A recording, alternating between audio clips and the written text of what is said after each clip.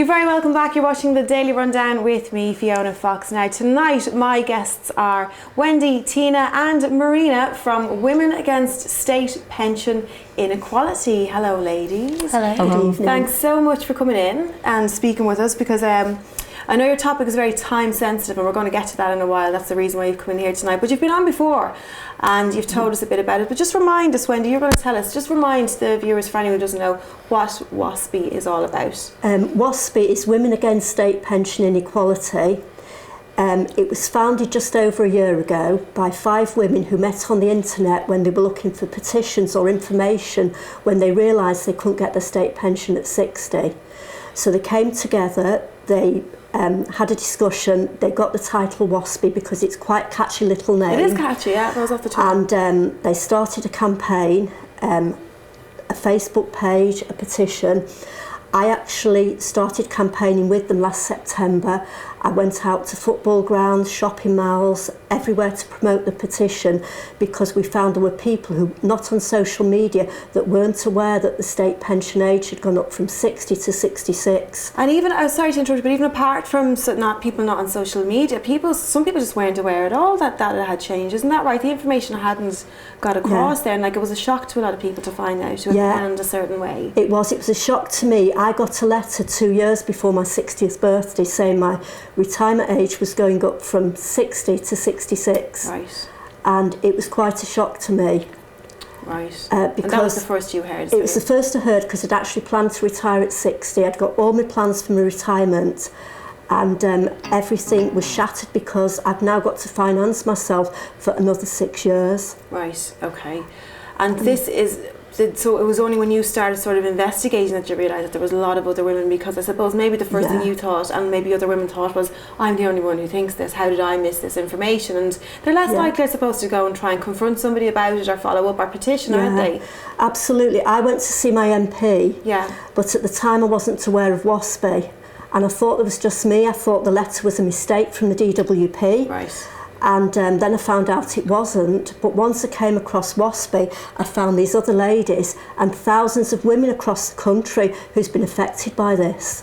So you were to find out you're not alone must have been a really, really big comfort. It was, because in my own right as one person, I didn't feel I could do anything.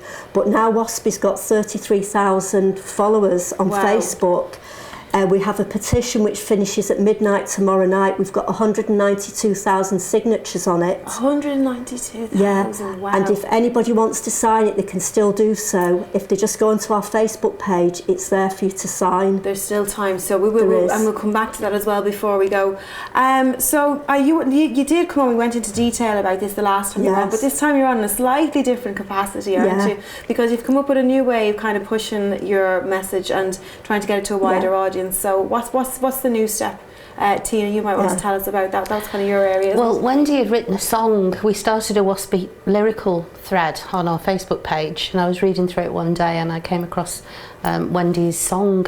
She'd written an anthem. So I kind of just put a throw out comment, we should start a choir. There was a woman in London, Fliss Reid, who'd been doing some campaigning, and she'd done a news bulletin and stuff. So I got in touch with her and we organised a countrywide choir. So Fliss took care of the south part of the country and I took care of the north. We put a post out on our Facebook page to gauge interest, and it was just overwhelming. Really? Fliss and I got hundreds of women interested in taking part in the WASPI choir, because up until now it had been political. We'd had 2 House of Commons debates, we'd had a Westminster Hall debate, and there'd been a discussion in the House of Lords. So we realised we weren't reaching women that didn't know, as Wendy said, that they weren't going to be retiring at 60, and they didn't know about the WASPI campaign. So it was a way of bringing everyone together. It was a huge project. Something like 550 emails went back and to between me and the interested ladies, Fliss and I, the co-founders. Anyway, we brought the choir together on the 20th of March. We hadn't met. We'd sent parts out via email. A lot of the women had never been in choirs before. Wow.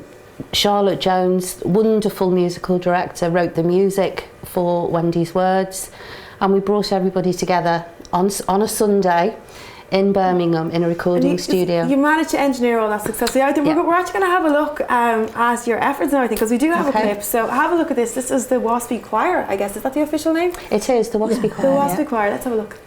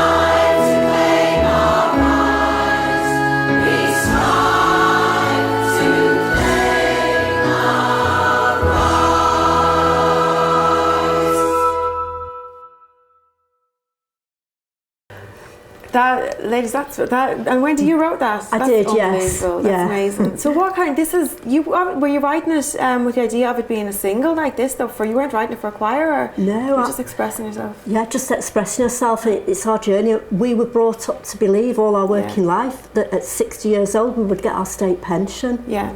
And it was just the rug was pulled from under your feet. Well, that's what you've done it really, really amazingly well there. I mean, what was that day like for you, though? It must have been fantastic. Was it? It was a fantastic experience, and I think it really showed how us WASPI ladies can really all come together from each corner of the land and rally together, you know, as and when it's needed. Yeah, you showed your strength there, I think. And you mentioned that there was a lot of people who offered their services as well for free, wasn't there? There was, The guy who filmed it, Ian Gamester, he makes films, and he heard about what I was doing through my daughter. He's a friend of my daughter's, and he offered his services and came for the day, and he did the anthem. He worked all day, didn't he? And he did an interview film as well, as long as we fed him.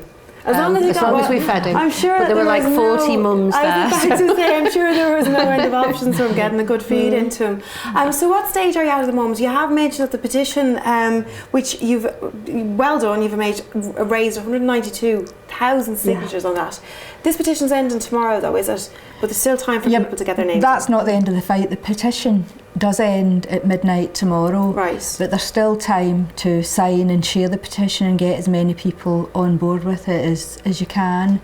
And also tomorrow there's a backbenchers meeting of politicians to discuss the way forward, the setting up of a cross-party group, to come up with some best solution to satisfy, all or at least most of the ladies who are involved. And we still want people to come forward and join us.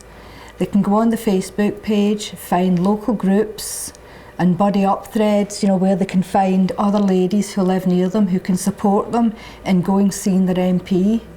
Because everybody should go, and everybody who's affected should contact their MP, even if their MP tells them that somebody from their constituency has already been. It's each individual's right to ask for the support and representation from the person who represents them in Parliament. And is that something that you think a lot of women might not realise? They might just feel, maybe I shouldn't say anything, someone else has already said it. Oh no, we have to make it clear that everyone who comes under a particular MP's constituency has a right to go and see their MP and ask for their support and have the right to receive that report, because that's what that person has been elected to do. They're there to represent. Well, ladies, I have to say, well done on an absolutely fabulous fight. I know it's not over yet, but you've done yourselves really, and everybody else, all the rest of the women in the country, really, really proud, and obviously the generations to come. For more information, obviously people can just go. WASPI is on Facebook. That's right. And do you have a website or Twitter as well? We are on Twitter as well. We're on Twitter as well. So a simple Google, like you said, it's a catchy one. WASPI is it? Yes. WASPI. Yeah, there's lots of information on the WASPI Facebook page. Well, very, very best of luck, and hope you get lots more signatures on that petition before tomorrow. Thank you so much for coming. Thank you. Thank you for having us. Thank you. The fabulous ladies there from WASPI. Don't go anywhere. We're going to go for a break. When we come back, the two Stephens will be back finishing off the day's news with me. See you soon.